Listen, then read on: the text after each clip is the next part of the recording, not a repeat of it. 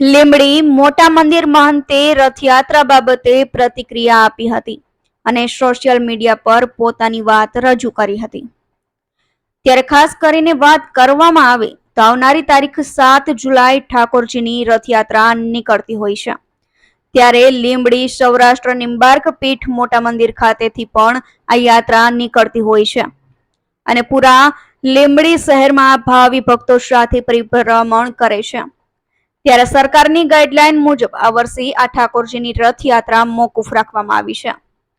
ત્યારે આ બાબતે લીંબડી મોટા મંદિર મહંત શ્રી લલિત કિશોર મહારાજ દ્વારા જણાવાયું હતું કે આ વખતે લીંબડી શહેરમાં સરકારની ગાઈડલાઈન મુજબ મંજૂરી નહીં મળતા આ વખતે રથયાત્રા મોકૂફ રાખવામાં આવેલ છે।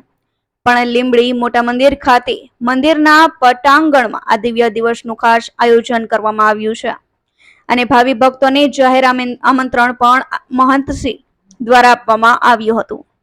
તેમજ વધુમાં એવું પણ જણાવવામાં આવ્યું હતું કે ઠાકોરજીની રથયાત્રાના દર્શનાર્થે જવા પણ જણાવ્યું હતું। ત્યારે ખાસ કરીને લીંબડીમાં નીકળતી ઠાકોરજીની રથયાત્રા આ વર્ષે મોકૂફ રાખવા મહંત શ્રી લલિત કિશોરજી દ્વારા જણાવાયું હતું। કલ્પેશ વાઢેરનો report, Gujarat national TV news, Surendranagar.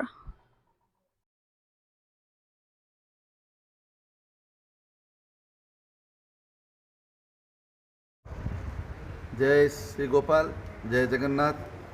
Saurashtra Nimbark पीठ मोटा मंदिर લીંબડી तरफथी आ वर्षे प्रथमवार भगवान जगन्नियंता जगन्नाथजीनी शोभायात्राનું रथयात्राનું भव्य आयोजन करेલું હતું। परंतु सरकारश्रीना नियम मुजब नवी कोईपण रथयात्राने मंजूरी नहीं होवाथी अमे आ यात्राने आ वर्षे बंद राखीए छीए। आवता वर्षथी मंजूरी मळशे एटले चालू करशुं। दरेक भक्त भाई बहनों ने बधाने विनंती, बधानो खूब उत्साह और आनंद हतो।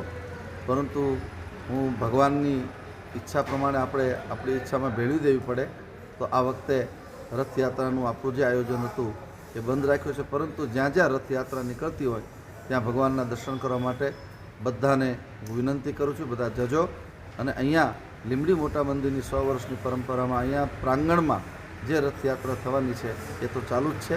बाकी गाममां राजमार्गो पर जे फरवानुं हतुं ए आ वर्षे आपणे बंद राख्युं छे। बधाने जय श्री गोपाल।